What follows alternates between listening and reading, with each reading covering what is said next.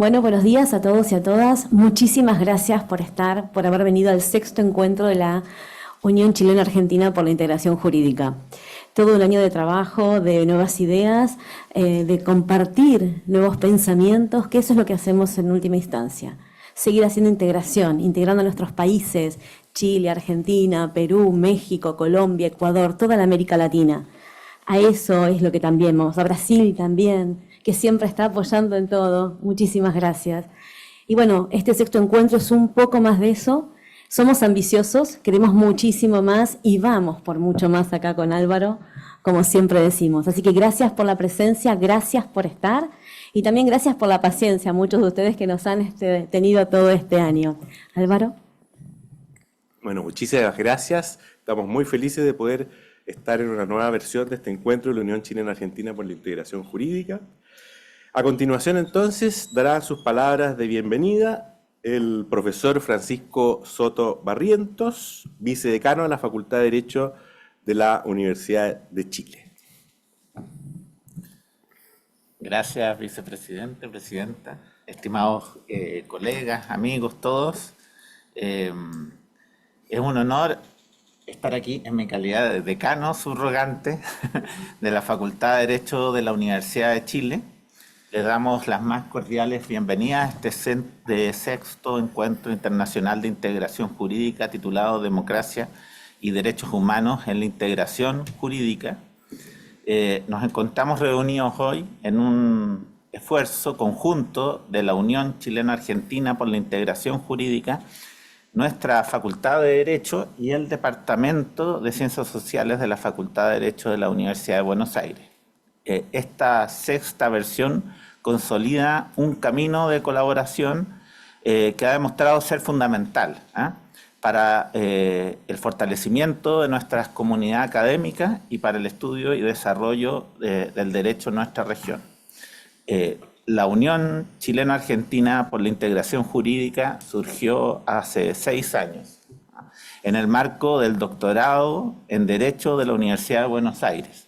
Desde entonces, nuestra facultad, en virtud de un convenio con la UBA, ha fomentado el intercambio académico y propiciado que profesores y profesoras de nuestra universidad puedan realizar sus estudios doctorales en dicha prestigiosa institución. Esta iniciativa refleja la misión compartida de formar juristas comprometidos con la reflexión crítica y la integración regional. Desde su primera versión, el año 2018, este ha sido un espacio de crecimiento constante. Hoy, en el 2024, nos encontramos reunidos para continuar esa tradición y avanzar en la discusión de temas que son de vital importancia para nuestra sociedad. El programa de este sexto encuentro, organizado en mesas que tratan aspectos esenciales de la integración jurídica, como derecho constitucional, administrativo, pasando por el derecho privado en materia de personas y bienes, así como derecho de familia, hasta llegar a áreas críticas como el derecho penal y procesal. Asimismo, las mesas abordarán aspectos de derecho internacional, comercial, laboral, así como la intersección entre el derecho y ciencias sociales desde una perspectiva interdisciplinaria. Un tema de especial relevancia en este encuentro es la integración energética y el papel estratégico del derecho en la configuración de un marco regulatorio que garantice un desarrollo sostenible y equitativo para ambos países. En este encuentro se presentarán también el nuevo volumen de la revista latinoamericana para la integración jurídica, un medio fundamental para la difusión del trabajo que enriquece el debate y promueva una mayor comprensión de las similitudes y diferencias en nuestros sistemas jurídicos. Por otro lado, el programa incluye la entrega de distintos premios a destacadas y destacados juristas por su contribución al campo de la integración jurídica y al fortalecimiento de los lazos académicos y profesionales en nuestra región. También se destaca la presentación de la nueva página web de la Unión Chileno-Argentina para la Integración Jurídica, un recurso que sin duda facilitará la comunicación y colaboración entre ambos lados de la cordillera.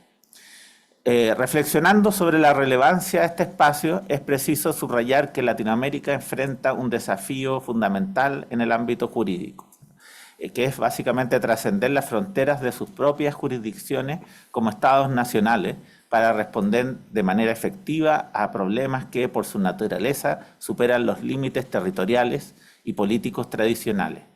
Las realidades y desafíos que comparten los países de la región, desigualdad social, crisis ambiental, energética, desafíos de derechos humanos y gobernanza democrática, exige respuestas que vayan más allá de las soluciones locales o nacionales. Uno se encuentra muchas veces que en ciertas disciplinas, no sé, yo veo siempre a los cientistas políticos que cuando hablan de sistemas electorales se deshacen en análisis de otros países y tienen una imagen global de la región, y nosotros los abogados seguimos en nuestros países, en nuestras realidades, con muy poca perspectiva y conocimiento de la región. En ese contexto, el derecho comparado presenta una herramienta metodológica fundamental para romper con esa tradición de aislamiento jurídico y promover un diálogo integrador que permita aprender y adaptar las mejores prácticas de otras jurisdicciones. Uno de los principales obstáculos a lo anterior es la persistencia de un enfoque jurídico que tiende a priorizar la soberanía y las particularidades de los sistemas nacionales, muchas veces por encima de la colaboración regional. Como señala el lema de esta organización, nuestros dos países no están separados por la cordillera, sino unidos por ella. Esta frase encapsula la esencia misma que representa este encuentro. Una unión que no solo es geográfica, sino intelectual y, por no decirlo, afectiva. Como profesores de Derecho tenemos la responsabilidad de fortalecer esta unión mediante la formulación de propuestas que reflejen nuestra realidad y respondan a nuestras necesidades. Quisiera concluir reiterando el compromiso de la Facultad de Derecho de la Universidad de Chile con esta misión de integración y colaboración. Agradezco a todos y todas los participantes, ponentes, organizadores, asistentes, por hacer posible este evento. Bienvenidos y bienvenidas, y que este encuentro sea un paso más hacia la consolidación, un espacio jurídico latinoamericano más integrado, equitativo, comprometido con los valores democráticos y los derechos humanos. Muchas gracias.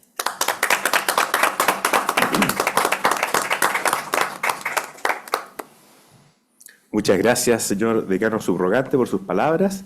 A continuación, ahora usa la palabra el profesor Ricardo Rabinovich Bergman, director del Departamento de Ciencias Sociales de la Facultad de Derecho de la Universidad de Buenos Aires y presidente honorario de la Unión Chileno-Argentina por la Integración Jurídica. Muchísimas gracias, querido vicepresidente. Muy buenos días, queridas amigas y queridos amigos. Es realmente siempre un honor para el Departamento de Ciencias Sociales de la Facultad de Derecho de la Universidad de Buenos Aires, cuya muy noble vicedirectora nos está acompañando en este momento, la profesora Andrea Laura Gastrón, estar juntos con la Unión Chileno-Argentina por la Integración Jurídica y con la queridísima y hermana, muy bien representada en este momento, Universidad de Chile. Tengo la situación muy particular de que estoy en ambas, entonces me siento muy integrado, yo también. Pero lo cierto es que, bueno, algunos que me conocen saben que durante muchos años de mi vida una de las cosas que más me gustó hacer fue navegar a vela, y no hay nada más lindo posiblemente en la navegación a vela que navegar contra el viento. Y nosotros estamos navegando contra el viento y contra la corriente. Hoy mismo, mientras estamos reunidas y reunidos aquí, se está produciendo algo que fue calificado en el Vaticano como un papelón internacional. Y no cabe menos que eso. Como sabréis, dentro de pocos días se cumplen 40 años de la firma del Tratado de Paz y Amistad entre Chile y Argentina, resultado de la mediación papal de San Juan Pablo II. Pues resulta que estaba convenido en el día de hoy un encuentro de más alto nivel entre ambos países, donde iban a ir en representación de Chile y de Argentina los respectivos cancilleres. El canciller Van Clafferen está allí en este momento, el canciller Wertheim anunció que no iba a asistir. Tengo gente conocida mía que los vio en Río de Janeiro darse un abrazo y decir nos vemos dentro de pocos días en el Vaticano. Luego, según referencias extraoficiales que tengo de gente que estuvo allí, aparentemente le cayó mal al presidente de la República Argentina los comentarios que hizo el presidente de la República de Chile, aparentemente sobre la cuestión de Medio Oriente, y el presidente de la República Argentina bajó línea al canciller y ordenó que el canciller no asistiera a la reunión de hoy en el Vaticano. En consecuencia, Chile tendrá una presencia muy plena, incluyendo a mi admirado amigo, el embajador de Chile en Argentina, que se ha desplazado hasta allí, y el presidente del Senado de la República de Chile, que también se encuentra presente, y demás. Y la República Argentina va a enviar al embajador ante la Santa Sede. Esto genera un fenómeno de asimetría. La asimetría es una de las cuestiones más graves dentro del protocolo diplomático. De hecho, gracias a Dios que se trata de la diplomacia más antigua de Occidente, la diplomacia del Vaticano, que si hubiera sido otra diplomacia, esto termina mal. Por suerte, la diplomacia vaticana tiene una experiencia y una cintura que son inigualables, y lo primero que salieron a decir es: lo importante es que el acto se realice. Ahora, si queremos realmente integrarnos, hay algunas cuestiones, y me viene a la cabeza el profesor que tuve en 2 materias, en Filosofía del Derecho y después en Derecho Internacional Privado, en la Facultad de Derecho de la Universidad de Buenos Aires, el doctor Werner Goldschmidt, un regalo que nos hizo Adolf Hitler en Argentina. Y Werner Goldschmidt nos decía: si hay un problema para la integración de los pueblos, es la idea de soberanía, que lo acabas de mencionar recién. Yo siempre, desde aquella época, he considerado que es una idea nefasta. Cuando se habla de soberanía nacional, a mí se me erizan los pelos. Pero realmente que pongamos nuestras diferencias de tipo ideológico, nuestros diferentes puntos de vista sobre fenómenos internacionales, como es el complicadísimo fenómeno que se está viviendo en Medio Oriente, donde en realidad nuestros países, yo creo, tendríamos que funcionar como potenciales mediadores. El único que tuvo claro eso en su momento fue Lula, en su presidencia anterior. Es decir, nuestros países tienen una larga tradición, que en el caso de Chile, desgraciadamente, se ha quebrado en los últimos tiempos, de coexistencia muy simpática y muy amistosa entre las comunidades judía y árabe. Y eso que en Argentina todavía está fuerte y en Brasil también, eso nos tiene que potenciar como muy posibles. No en vano Daniel Barenboim es argentino. No, nos tiene que potenciar como muy posibles países de mediación en un conflicto terrible. Pero con relación a la cuestión que hoy se está en este mismo momento celebrando sus 4 décadas, ¿cuántas veces lo hemos dicho? El problema de Chile no es Argentina y el problema de Argentina no es Chile. Si no nos damos cuenta que tenemos que trabajar juntos, ambos países, por la Antártida, porque la Antártida nos la van a sacar a los dos, por las regiones, querido profesor, por las regiones que compartimos, por las islas del sur, por la cordillera, reserva extraordinaria de agua potable, en un mundo donde el problema no va a ser el petróleo, va a ser el agua potable. Cuando hace muchos años cubrí la primera guerra del Golfo, en el diario La Prensa insistí, el problema no es el petróleo, el problema es el agua potable. En Medio Oriente es mucho más importante el agua potable que el petróleo. El petróleo se va a terminar y vamos a seguir teniendo otras fuentes energéticas. El agua no la podemos sustituir por nada. Y nuestra especie sin petróleo vive, sin agua no vive.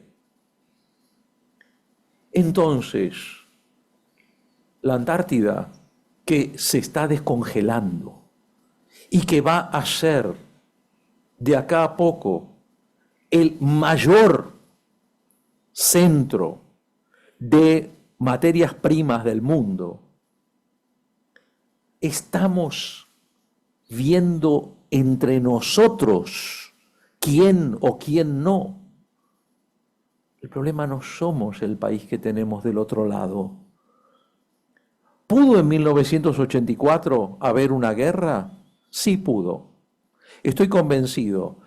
En los años previos yo volaba mucho en avioneta y cada vez que uno levantaba vuelo a cierta altura empezaba a escuchar que venían de Chile mensajes horrorosos, horribles. Argentinos de esto, les vamos a hacer esto y a sus mujeres les vamos a hacer esto y prepárense y esto y lo otro. Por supuesto que no eran mensajes enviados por el pueblo de Chile, eran mensajes enviados por la dictadura chilena, porque Chile tenía, Argentina ya había recuperado la democracia, una democracia muy débil, muy trastabillante, gracias a Dios, con una figura maravillosa como el presidente Alfonsín, tan denostado ahora por el gobierno actual de Argentina, no me extraña, pero Chile todavía tenía, por un rato, dictadura militar. Y a la dictadura militar de Chile le podía venir muy bien, como le había venido, si las cosas le hubieran salido como querían, la guerra del Atlántico Sur a la dictadura militar argentina, que se cayó porque Argentina perdió la guerra del Atlántico Sur, que si Argentina hubiera ganado la guerra del Atlántico Sur, no sé por cuántos años más hubiéramos tenido dictadura militar. De manera que pudo haber una guerra, la única guerra que hubiera habido en nuestros dos países en toda su historia. Y es interesante porque nuestros dos países se pelearon con todos los demás vecinos y entraron en guerra con todos los demás vecinos y nunca tuvieron más que pequeñas escaramuzas fronterizas. Y tenemos, según dicen, la tercera frontera más larga del mundo. Alguien me ha dicho que no, que es la segunda, pero yo creo que es la tercera frontera más larga del mundo. Y somos dos países problemáticos, porque nos hemos peleado con todo el mundo. Y, o sea que no somos dos países pacíficos. Somos dos países que durante el siglo XIX se la pasaron atacando a otros y entrando en guerra con otros. Y, sin embargo, entre nosotros dos, nada. Y somos dos países que estamos tan unidos, que parecemos siameses, no se nos puede separar. Hoy lo hablábamos con el conserje del edificio donde vive desde hace 10 años mi hijo acá en Santiago. Decíamos, no hay chileno que no tenga algún pariente o amigos muy queridos del otro lado de la cordillera, y no hay argentino que no tenga parientes o amigos muy queridos de este lado de la cordillera. O sea, somos imposibles de separar, no inseparables, imposibles de separar. Y la frase que mencionabas hoy es una frase que le viene a la cabeza a todo aquel que cruza esta magnífica cordillera de los Andes. Dice, ¿cuándo estás en Argentina? ¿Cuándo estás en Chile? Uno dice, ya debemos estar en Chile, ya debemos estar en Argentina. En realidad, respetando siempre nuestras idiosincrasias, la cueca para acá, la samba para allá, la empanada de pino y la empanada de carne, y el novio y el pololo, y todas las diferencias que tenemos, ¿cachai? Entonces, tenemos que construir en conjunto. Porque si construimos en conjunto, se dan cuenta lo que somos. Se dan cuenta. Porque, ¿viste lo que hacen los japoneses con los jarrones? Cuando se les cae un jarrón, no lo tiran a la basura. Lo arreglan todo y resulta que queda una cosa muchísimo más linda. Porque lo pintan todo, donde lo arreglan con dorado y demás, y queda una cosa muchísimo más linda, que se llama con una palabra en japonés que ni por casualidad me acuerdo, pero que suena muy japonesa, y luego lo ponen y lo exhiben y resulta que el jarrón ahí vale mucho más que antes. Bueno, nosotros fuimos el mismo país. ¿Cuántas veces me dijiste que Blanco Encalada nació del lado de allá? Bueno, resulta que Juan Bautista Alberdi y Domingo Faustino Sarmiento se hicieron de este lado. Se hicieron de este lado. Domingo Faustino Sarmiento desarrolla sus ideas sobre la educación que transforman a la Argentina junto con su amigo venezolano Andrés Bello, acá, que es el primer tipo que le da pelota a Sarmiento. Cuando del lado de Argentina nadie quería saber nada con él. El primer tipo que le da pelota es Andrés Bello. Y Sarmiento fue a Estados Unidos representando a Chile. Como él dijo una vez en un discurso, yo fui chileno una vez. ¿No? Y Alberdi, vamos, si Quillota era prácticamente un barrio de Argentina. Entonces, ¿qué es lo que nos toca? Trabajar duro, trabajar con la mayor de las esperanzas y de los optimismos, generar amistad, generar fraternidad, generar futuro. Gracias, presidenta y vicepresidente, gracias, autoridades de la Universidad de Chile, gracias, brillantes profesoras y profesores como la querida profesora Constanza, gracias, autoridades y legisladoras y legisladores como nuestra brillante expositora de hoy, que apoyan todo esto. Gracias, Brasil, por estar siempre con nosotros, gracias, Colombia, gracias, Perú, gracias, Paraguay, Uruguay y demás países, gracias México, que veo allí, gracias Ecuador, gracias todos los países que tenemos claras las cosas, a pesar de que a veces nuestros gobiernos no las tienen claras. Muchísimas gracias.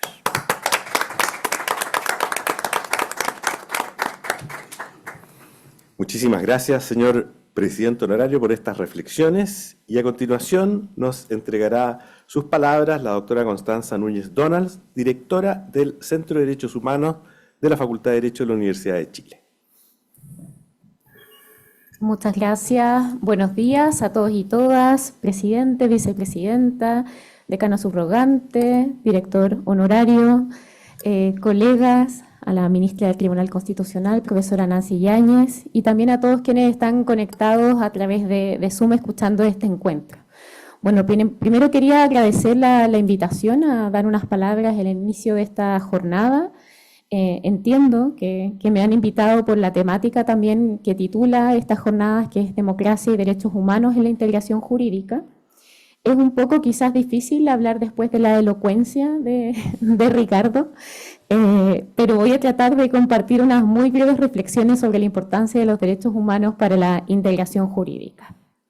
Cuando uno habla sobre integración jurídica y derechos humanos en el contexto latinoamericano, a uno se le viene de inmediato a la cabeza, desde la perspectiva académica, todos estos estudios que en los últimos años se han empezado a desarrollar en torno a la idea de la existencia o aparente existencia de un jus constitutionale comune en América Latina a propósito de la protección de los derechos humanos.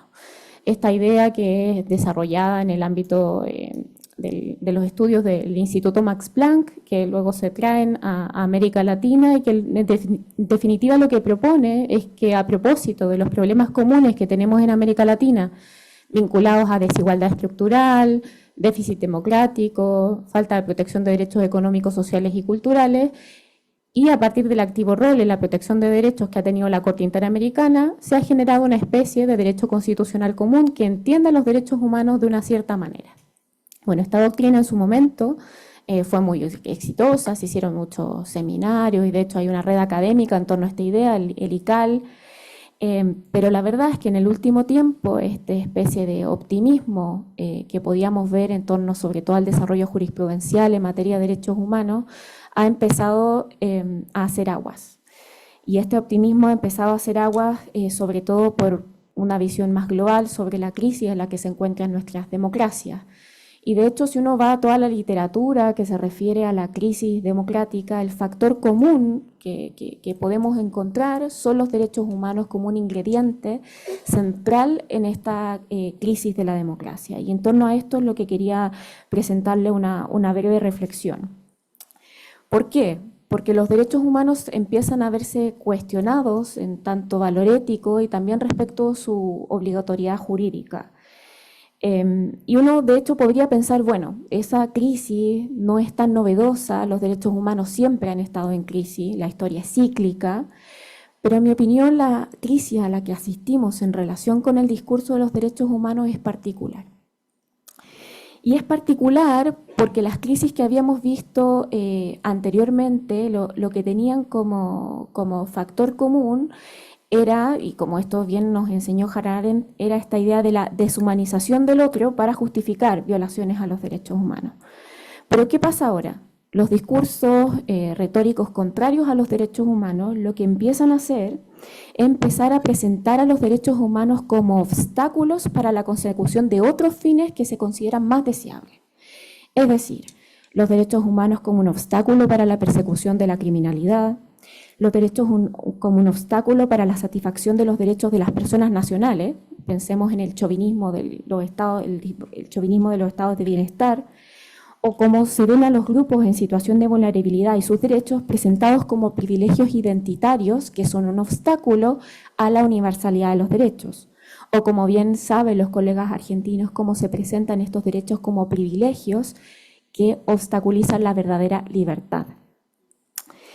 Es decir, en general los derechos humanos han dejado de ser percibidos como esferas de protección y se empiezan a ver como barreras o como obstáculos.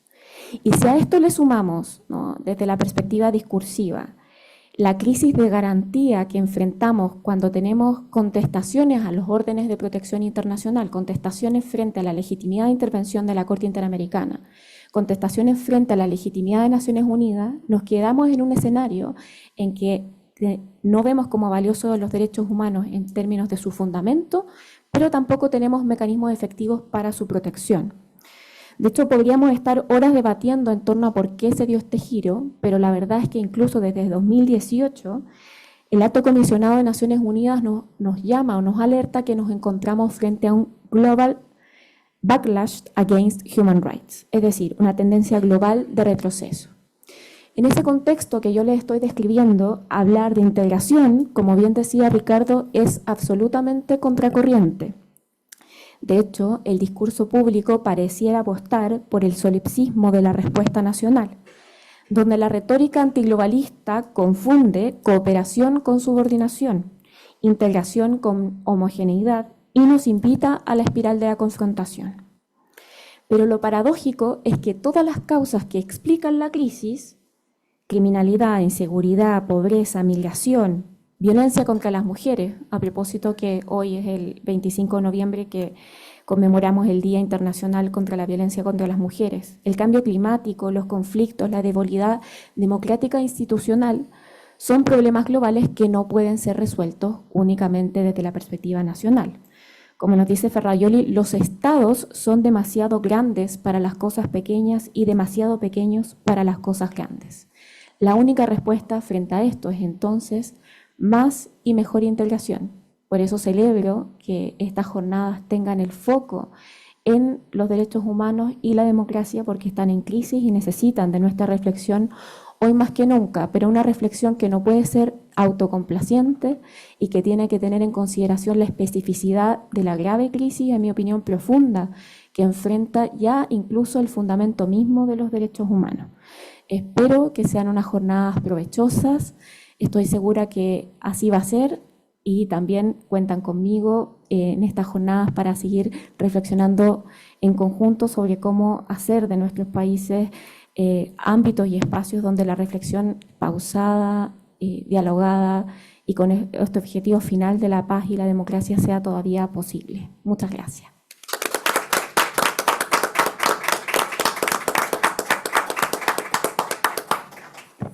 Muchísimas gracias, directora. Ha sido un honor poder contar con la presencia tanto del decano subrogante como nuestra directora del Centro de Derechos Humanos.